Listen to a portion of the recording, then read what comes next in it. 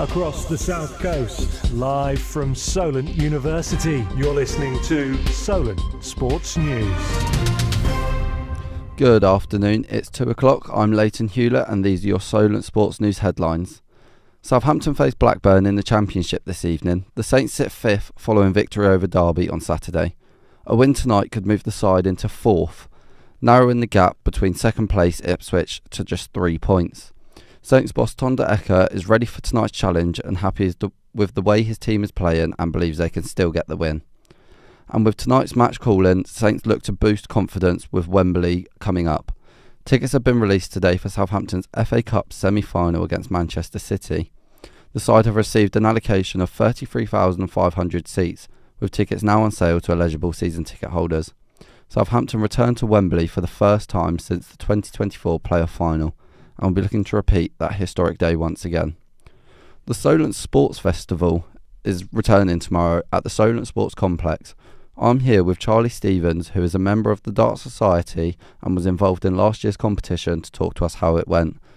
How are you, Charlie? I'm doing good, Leighton, thank you.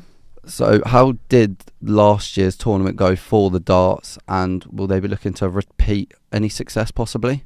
Yeah, it was really successful last year. I mean, it's really good bringing everyone together from the darting community, and I guess all sports really that come together, because it's not just our Darts Society that comes in. We have people coming from all different societies across the university, and I mean, we won last year, which was made it even better. It went down to a last leg decider against Southampton University, and we are playing again against them this year, so I'm really looking forward to it. I saw last year there's obviously President Max, who scored the only 180 of the whole tournament. Temis, who is obviously also a very good darts player, looking out just to go and smash it again. Will there be any shock players possibly this year? Well, we will be announcing the lineup very soon, so I don't want to give away any spoilers, but I can assure you it's going to be top quality darts. I mean, it's going to be a great time. Everyone's going to be there in fancy dress. We're going to deck out the Spark, and it's going to be amazing. Are we expecting more people there this year than last year? Yeah, I really am. I mean, the darts has really taken off this year compared to last year. We've doubled our members. Everyone's getting involved in the darts, and especially with the rise, obviously, you've got the young players coming through. Luke Littler's on the scene, Gene Van Veen, all of these young players kind of promoting the sport of darts for everyone to kind of get involved in, and just showing it's accessible for everyone as well. Well, thank you, Charlie. That is all for now. Back to football. Arsenal midfielder Declan Rice was absent from today's open training session. He wasn't the only player that was missing though. Captain Martin Odegaard and Bukayo Saka also didn't feature in training. Arsenal face Sporting Lisbon tomorrow night in the second leg of the Champions League. This is a crunch game for Arsenal following 2 defeats and 1 win in their last 3 games, and the only win coming against Sporting Lisbon last week. Arsenal take a 1-0 advantage back to the Emirates. Staying with the Champions League, Arsenal will return. Liverpool will attempt to overturn a 2-goal deficit against European champions PSG tonight. A defeat would pile the pressure on the Reds boss Arne Slot after a disappointing season defending their title. Despite being fortunate to only being 2-0 down, fans will hope that Anfield under the lights can lead them to another memorable turnaround. Manager Arne Slot believes an early goal would change the momentum and isn't ruling out a spectacular turnaround in front of their own fans. Yes, there's a belief that we can do special things, but we need to be very, very, very, very special to achieve that, because we're playing against the champions of Europe. End of the game, if you say to yourself you gave everything and still we didn't go through, then you can still keep your chin up and say, yeah, we tried it. But if we do really everybody what we have to do, I still surely believe there is a big opportunity. On to England's women now, as they try and renew their rivalry with Spain, as they face off tonight in Wembley in a World Cup qualification game.